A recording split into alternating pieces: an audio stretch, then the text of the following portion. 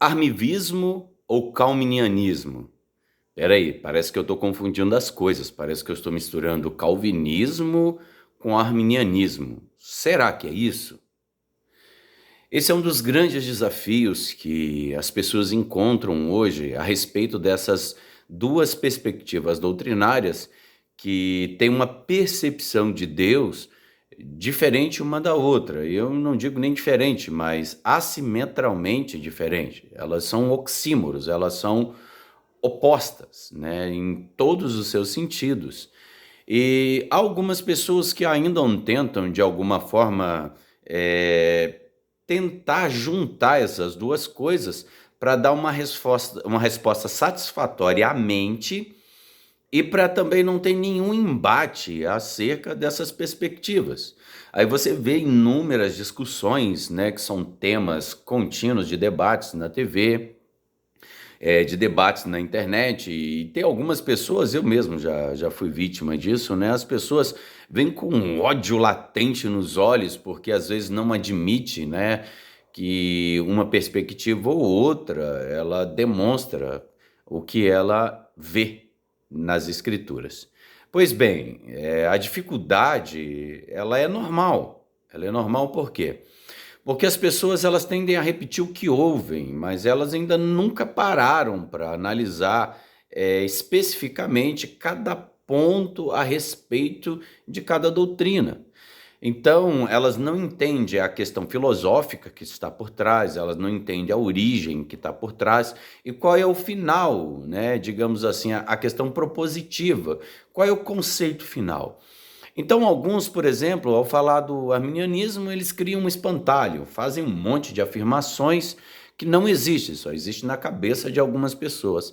E inversamente também tem muito disso, né? O calvinista também, ele é pouco impaciente em relação à perspectiva arminiana e também joga um monte de coisa em cima do Jacob Arminius e, enfim, e as pessoas degladeiam e algumas pessoas até sugeriram, nossa, é muito bom para o canal se você colocasse algum tema em que colocasse essas principais palavras. É sucesso, debate arminianismo e calvinismo. Por que calvinismo é seita? Por que arminianismo é aceita? Esses pelagianos e tal, essa teologia assim, assim, assado. Enfim, por que é inútil você fazer uma discussão sobre arminianismo e calvinismo? Primeiro você deve pensar quais são os pressupostos que cada uma visão soteriológica tem a respeito do mundo e da sociedade, tá? E da onde que eles partem, de qual princípio eles partem. É por isso que há uma dificuldade muito grande em entender essas duas visões.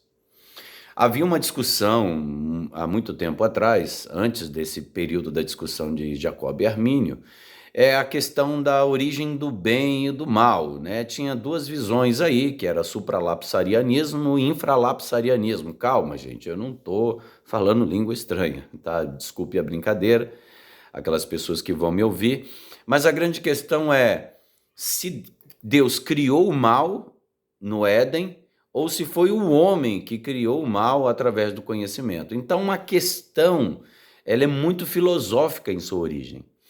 Então, Armínio, na tentativa de defender Deus, para que Deus não fosse o autor do mal, ele começou a trabalhar num conceito onde ele responsabiliza totalmente o ser humano e isenta Deus de decisões.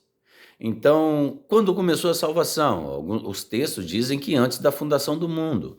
Em Efésios fala que Deus ele salvou, ele elegeu e ele predestinou. Romanos 9 fala que Deus amava Saul, odiava Esaú e amava Jacó. E alguns textos começaram a ficar um pouco mais complicados. Então, para tentar salvar Deus de ser o autor do mal, Jacob Arminius ele criou um conceito, uma ideia teológica que diferia da ideia reformada clássica, mesmo sendo ele também um reformado em sua origem, porque ele fez essa confissão, ele assinou o documento, ele cometeu perjúrio depois ao criar um conceito totalmente diferente. Então as pessoas não compreendem que essa tradição ela partiu de um princípio filosófico, enquanto os teólogos genebrinos, os teólogos reformados, eles começaram a criar, eles criaram um outro conceito. Um é filosófico e o outro é teológico. Então, por isso que nós temos duas visões muito particulares, porque um parte do pressuposto emocional, filosófico, enquanto que o calvinismo ele já parte para a questão teológica lógica. O arminiano ele parte do pressuposto que Deus não pode fazer isso. Porque se Deus é amor, então Deus não pode fazer isso ou ele não pode fazer aquilo. Porque pressupõe que o amor tem uma tolerância e uma liberdade sobre certos aspectos. Algumas pessoas foram muito além do Jacob Armínio, levando esse conceito a outros extremos que o próprio Armínio não tinha essa volição, essa vontade. Em contraponto, nós temos o calvinismo, que ele simplesmente repete aquilo que o texto diz. E o texto diz X, então é X.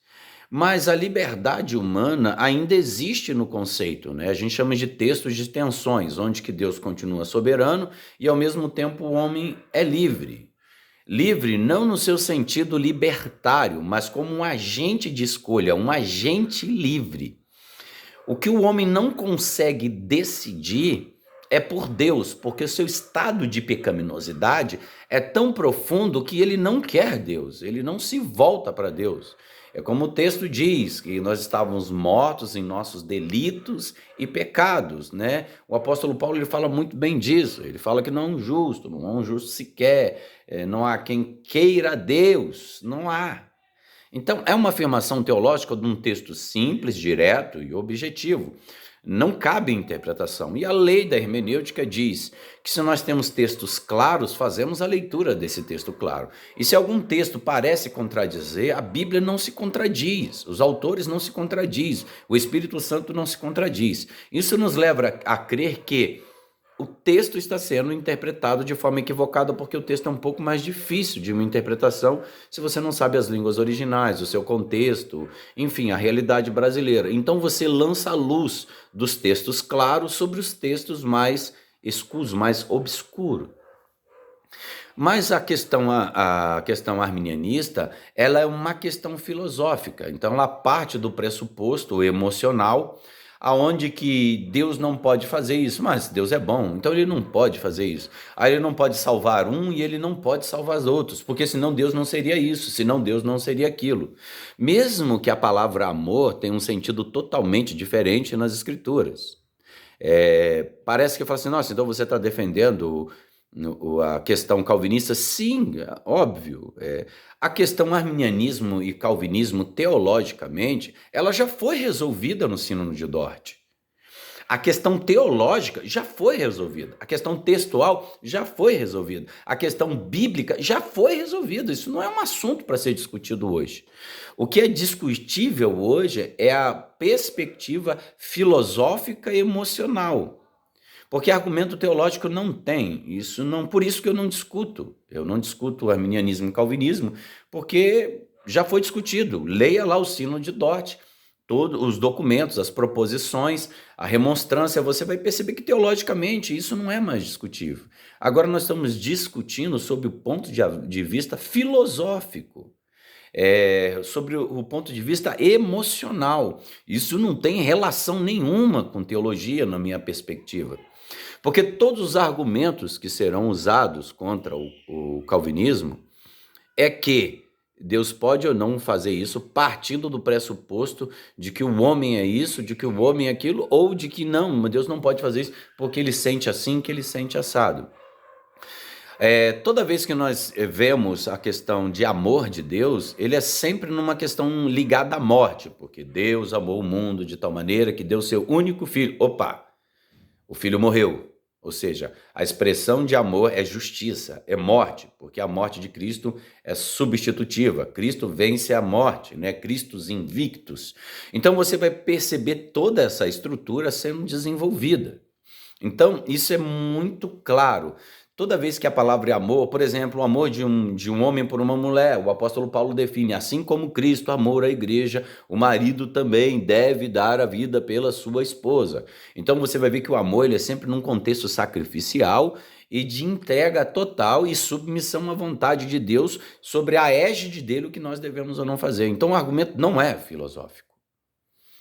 Então, quando eu vejo alguém com uma doutrina mais arminiana e ela tenta justificar a sua doutrina sobre o aspecto filosófico emocional, eu não discuto, porque isso não faz parte da nossa realidade. Esse não faz parte do contexto calvinista que usa as bases teológicas para suprir essas questões. Não estou dizendo que o arminianismo não tem uma boa teologia, eu não estou dizendo isso. Eu só estou dizendo que nós estamos falando premissas diferentes, nós estamos partindo de uma epistemologia totalmente diferente. Um conceito mais filosófico, emocional, e outro um contexto mais textual. Você não vai ver livre-arbítrio no Antigo Testamento. Desde a eleição em Abraão, sobre a morte, não houve um respeito sobre os povos na época. Deus matou todo mundo e ele falou que ia fazer isso várias vezes. Então no Antigo Testamento você não vê nada disso. E ninguém questionava emocionalmente a respeito. Nossa, Deus é injusto. Matou aquele povo. Será que não tinha criança na época de Noé? Enfim, no deserto que todo mundo morreu. Nossa, por que por causa de um todo mundo foi culpado? Não há esse tipo de questionamento. Por quê? Porque a perspectiva era soberanista, né? Deus é soberano, ele é criador de todas as coisas e ele faz o que quer. Romanos 9 fala assim, por que o barro vai discutir comigo? Você não tem que discutir comigo. Eu faço de acordo com o que eu quero. E aí, você vai discutir comigo se eu faço vaso para honra, se eu faço vaso para desonra? Então, na tentativa de salvar Deus desses desafios teológicos, criou-se um conceito filosófico.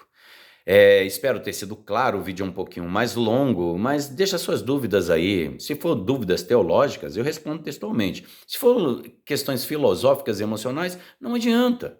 Não adianta, eu não vou conseguir resolver, porque filosoficamente vai partir daquilo que você entende, não daquilo que o texto quer dizer. Então, um abraço, curta, compartilhe, comente respeitosamente que, na medida do possível, eu vou fazendo vídeos para tentar responder todas essas questões. Um abraço, fiquem com Deus, não esqueçam de se inscrever no canal e até a próxima.